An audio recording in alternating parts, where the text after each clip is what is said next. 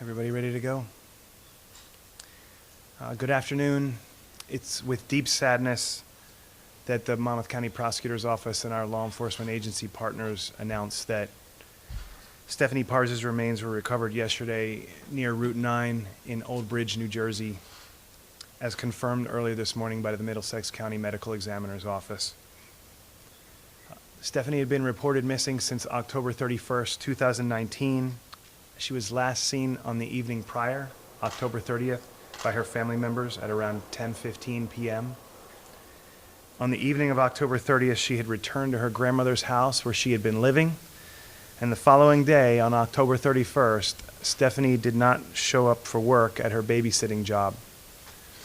Throughout the day, her family and loved ones made repeated attempts to contact her that were unsuccessful, and that point around 8 o'clock on October 31st reported her missing.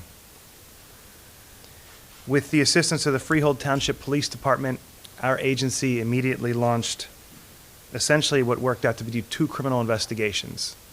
One, a missing persons investigation, and the other, while not announced publicly at the time, a homicide investigation. We identified 29-year-old John Osbilgan as a person of interest early on in our investigation, based largely on his on and off nature of his relationship with Stephanie and a number of social media communications that we were made aware of. Our office and several law enforcement partner agencies conducted an exhaustive homicide investigation over these past 3 months. We executed more than 50 search warrants in 10 different locations across the region during our investigation. We searched Osbilgan's residence 5 times, and we also canvassed hundreds of acres of land in Monmouth, Middlesex, and Ocean counties, as well as in Staten Island, all in search of Stephanie Parze, based on evidence that we had gathered during our investigation. Today we announced that now deceased John Osbilgan was responsible for the homicide of Stephanie Parze. This is a finding we had suspected since early November, but was only recently confirmed with further analysis of evidence that we had seized during our investigation. The finding was confirmed as well soon after Osbilgan committed suicide on November 22nd, 2019. Among other items recovered from his home after his suicide was a note that John Osbilgan left for his parents. In the note, Osbilgan stated that he had had enough and that he could not do life in prison.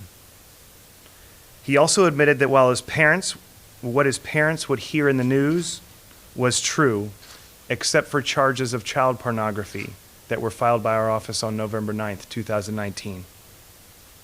Osbilgan acknowledged that he had dug himself a deep hole and wrote at the end of his note that this was the only choice. Sadly, however, in that note, he never disclosed where he disposed of Stephanie's remains. Now, while the Parze family, standing to my left, Mr. and Mrs. Parze, was aware of our investigative conclusions throughout the entire process, we held off on notifying the public because we were still working on finding Stephanie and because we were maintaining an active homicide investigation.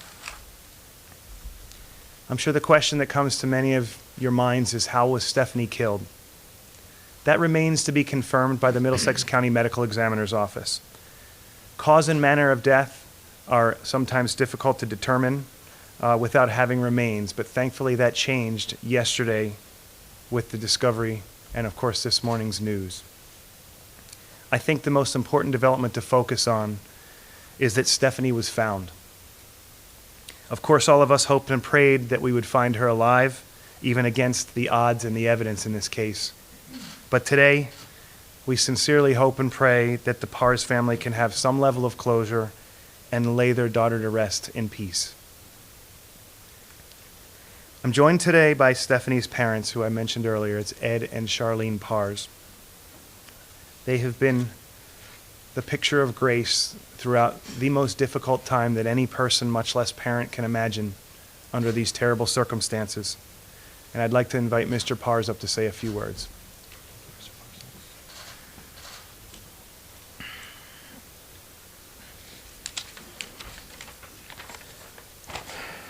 Good morning. Of course, this is an extremely somber day for us. It goes without saying that our family is devastated, our friends, our community, and our lives are never going to be the same. However, Stephanie is home. She's coming home at last, right where she belongs. And we have God to thank for that. This was an effort by thousands of dedicated people. I've said it many times in many news conferences and with a lot of the reporters that come to the house and come to the searches. I've never seen such a devoted group of committed people in my life. I mean, the communities have bonded together from here all the way out to Staten Island and all around the country. It's been something to see. People have made new friends. People have become part of the family. We never knew these people before this happened. It's just a mass of people that you cannot imagine. I could never even count them. The community came together so much, the donations, the food, running events, and so forth. It just was out of control. But we thank you all for that, because without that, we could have never got through this. I want to thank Middlesex County Prosecutor's Office and Police Department for getting her home to us. The two boys that found her. The Monmouth County Prosecutor's Office and Freehold Township Police Department. They went way beyond the call of duty. We're indebted to them. We thank them so much.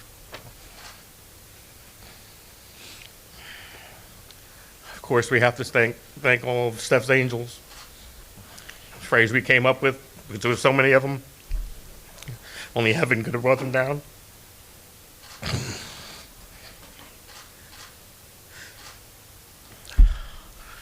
So dedicated. It was amazing. We're not going to stop our efforts, even though we know she's home.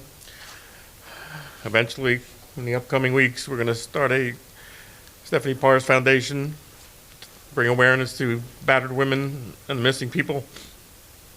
It's an epidemic. It's totally an epidemic. If you do any research, it's 800,000 people a year in this country, 16,000 people alone in New Jersey. in New Jersey. It's just out of control. One of the statistics I read that we were driven by was, it said 3 out of 4 people that go missing are found within the first 90 days.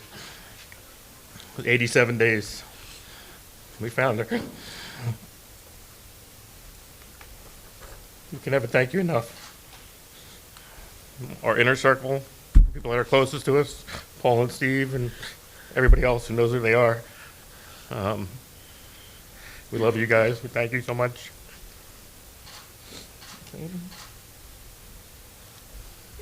Thank you so much.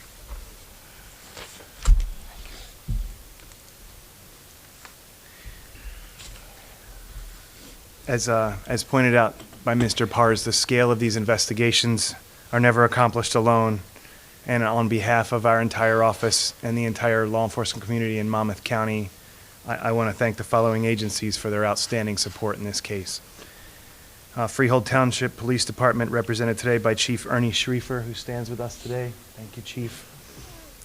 The New Jersey State Police, the New York Police Department, the Monmouth County Rapid Deployment Force, the Bergen County Sheriff's Office, the Ocean County Prosecutor's Office, the Jackson Police Department, the Federal Bureau of Investigation, of course, the Old Bridge Police Department, and of course, the Middlesex County Prosecutor's Office, represented today with me by Acting Prosecutor Chris Kuberite to my right and Chief Paul Miller.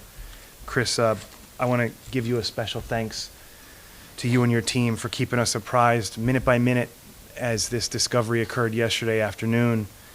I'm grateful for your partnership and that you were able to bring this to a head and allow this family to at least have some level of peace. Thank you, sir. Congratulations.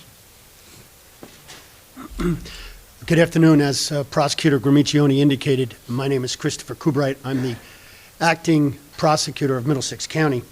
And yesterday at 2:46 p.m., authorities received a phone call generated from two teenagers, a 17 and an 18-year-old teenager walking south on Route 9 in the township of Old Bridge, just south of Old Mill Road. As a result of that phone call, the Old Bridge Police Department, led by Chief Volkert, as well as the Middlesex County Prosecutor's Office, was able to work collaboratively with Prosecutor Gramiccioni and his team to bring a small degree of closure to the Parze family. I'd offer my deepest condolences to the Parze family as they contend and grapple with this inexplicable loss. And I also would like to applaud the efforts of Monmouth County Prosecutor Gramiccioni, his team, his staff, the Freehold Township Police Department, and law enforcement in general for their dogged pursuit of justice in this matter. And I thank you.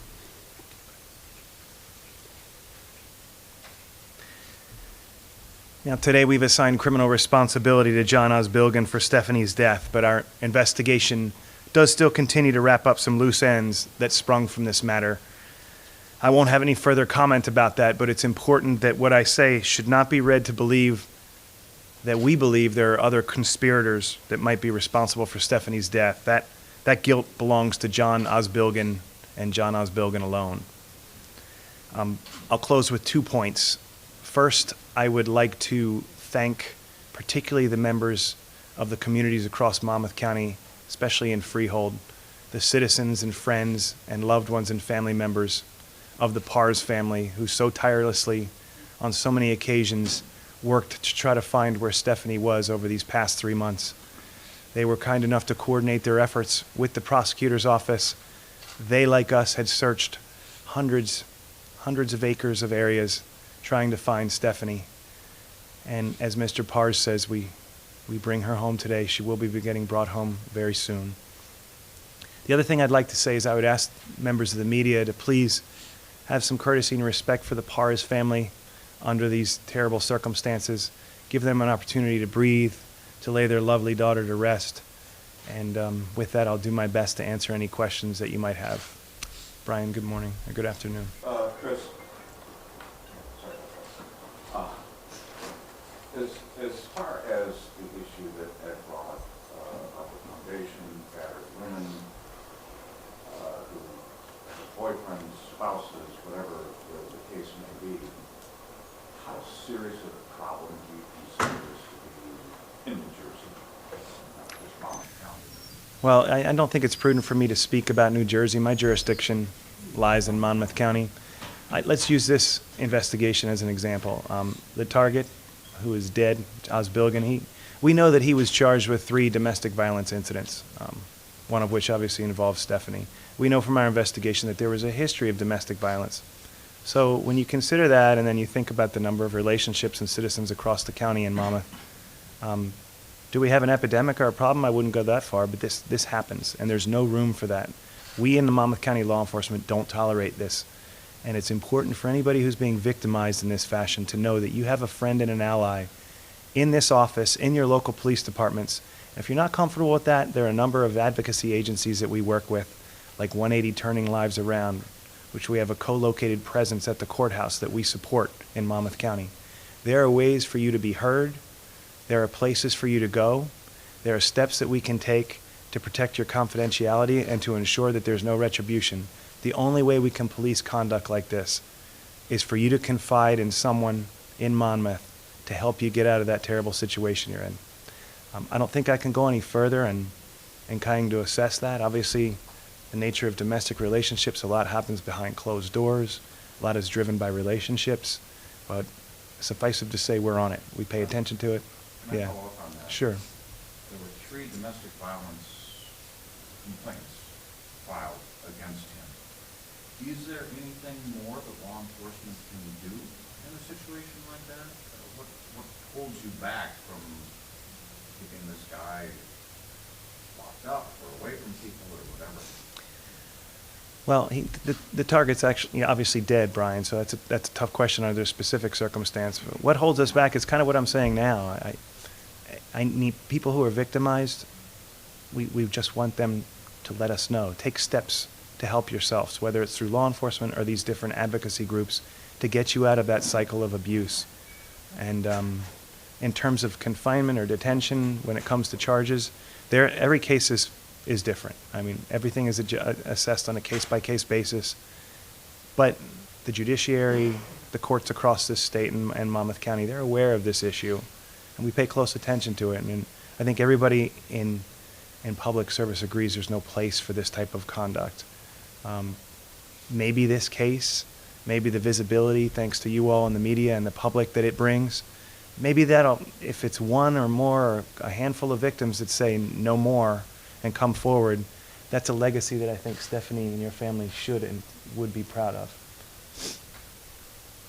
Yes, sir. Keith, how are you? As mentioned, that he had never seen this type of support for search efforts like this for a missing person before. In your experience, have you ever seen a community come together like this and, rally to find somebody as much as it did for Stephanie? Yes, I've seen it, unfortunately, in the other missing person case we have, the Jacqueline Turuli case, which we still continue to actively investigate.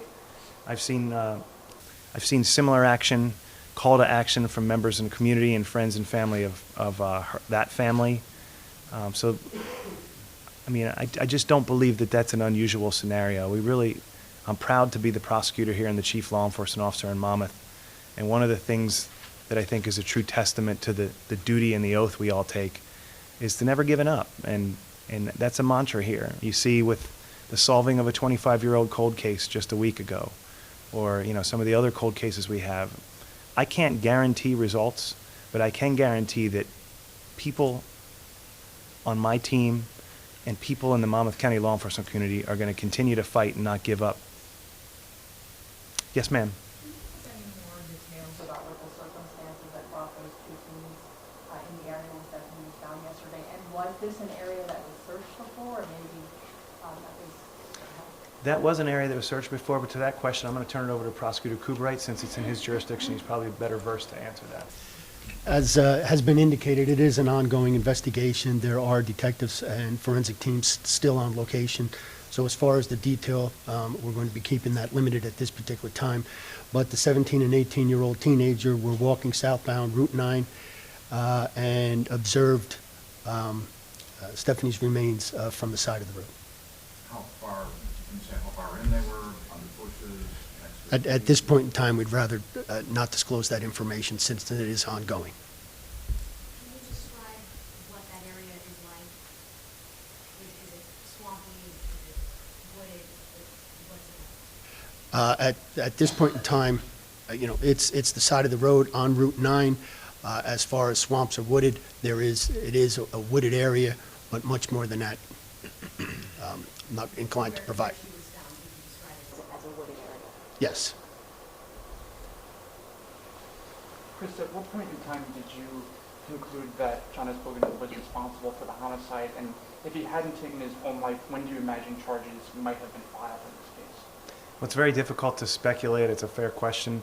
But I think it's fair to say that we centered in on him as certainly the target in this investigation early to mid-November. That was reaffirmed. And then we were communicating with the Parze family throughout. That was reaffirmed with the evidence that I described earlier. When he committed suicide, we had searched his residence then and found a note that just reaffirmed his responsibility for her death.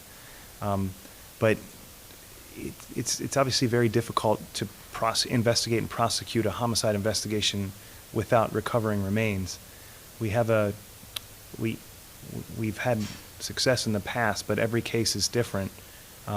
So that makes it extremely difficult. I couldn't tell you when or if, and speculate we might have charged him, but we were working actively towards that. His suicide obviously cut that short. And just to follow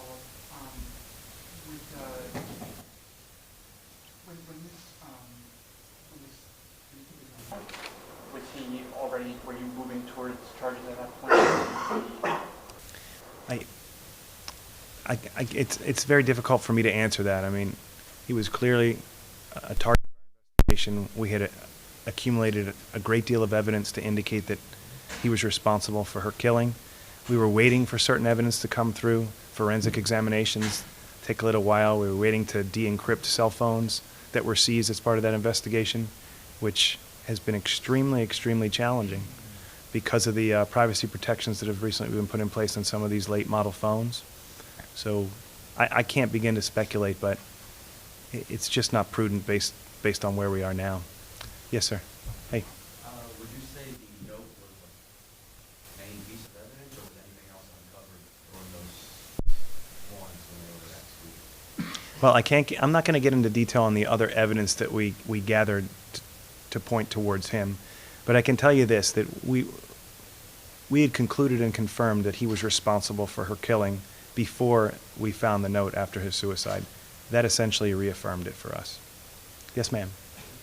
Do you anticipate any charges being Filed against anyone else related to Stephanie's death? It's a possibility. We still have, like I mentioned, some loose ends to tie up as part of this investigation, but I do want to reiterate to the public and the media that we have no reason to believe that anyone other than John Osbilligan was responsible for the death or killing of Stephanie Parze, that there is not a co-conspirator out there that's running in the streets presenting a danger to the community at all. Could anybody have assisted him Disposing of her remains. Nothing is off the table. We continue our investigation. That's the best I can do for you, sorry. Yes, sir. Chris, did he have any weapons or access to any guns of any sort in his background or at the house? As far as firearms go, none that I'm aware of. There was a knife that was recovered out in New York that was analyzed to determine if it was somehow involved in this missing person homicide investigation, and those results came back negative. He had disposed of a number of things off the side of the road up there from his car. The back shell that goes into the trunk, rubber shell. We found a little bit of clothing that was unrelated to this investigation. So, to answer your question pointedly, there was a knife that was recovered, but not related to this homicide. Nothing that was discarded on the side of the road in Staten Island showed any DNA or anything like that for Stephanie? No, nothing to that end. And as far as where Stephanie was recovered in Old Bridge, as far as I know, no items of evidentiary value that you would allude to at that scene either. Can we say whether her body was wrapped in a blanket or anything like that? I'm going to defer to the prosecutor here. I think he's going to stay tight-lipped on that. Yeah. We cannot say. Yeah. Hey, Chris? Yes, sir. Hey, Alex. Any communication with the Osbilligan family regarding this outcome and what you have determined? No, because they're represented by counsel. Any other questions? Yes, ma'am. As far as anyone else who might be charged, do you believe there are other people who had information that they did not provide in the case? I really, it's not prudent for me to speculate. We're still unwrapping all of that. The only thing I would encourage you all to do is to stay tuned. We'll see where, if at all, this goes. The next finding we hope to get will be a cause and manner of death from the Middlesex County Medical Examiner's Office. That'll depend on the forensic examination of Stephanie, and we will hope for the best. Sometimes they're inconclusive, depending on, decay and things like that, but we're hopeful. We'll see what happens. Do you have any sense of the timeline of events after she went missing and how her body might have ended up in Middlesex County? We do. Again, it's part of an overarching criminal investigation, but suffice it to say, we know that John Osbilligan was the last person to be with her in the late evening hours or early morning hours of October 30th or October 31st. And we concluded that he killed her early that morning and took her remains and disposed of her, obviously up in Route 9 in Old Bridge. It's very difficult to pin down an exact timeline. We're working through that, but yeah, I think it's fair assumption that it was right after the actual killing. Dino? Where the remains were discovered, is it safe to assume that that's where they were all along, or was this in a spot where obviously they would have been discovered earlier if they had been there? That's part of the ongoing investigation. Forensic teams are going to be making those determinations based upon the evidence and based upon their review of that evidence and their investigation at the scene as to the length and time that Stephanie was there. All right. Last question. Ed, would you answer a question about your own? Sure. Do you feel that, regardless of the fact that you did not search that particular spot, do you feel this validates all of the effort, all of the work, all of the volunteers that went into this? Absolutely. They searched everywhere. We searched over 60 different locations. And then when you mentioned the angels, 2 angels found her, if you think about it. Why were they there? So they found her one way or the other. It might not have been on one of our searches, but 2 angels were put there for a purpose. So that's how we feel. Thank you very much.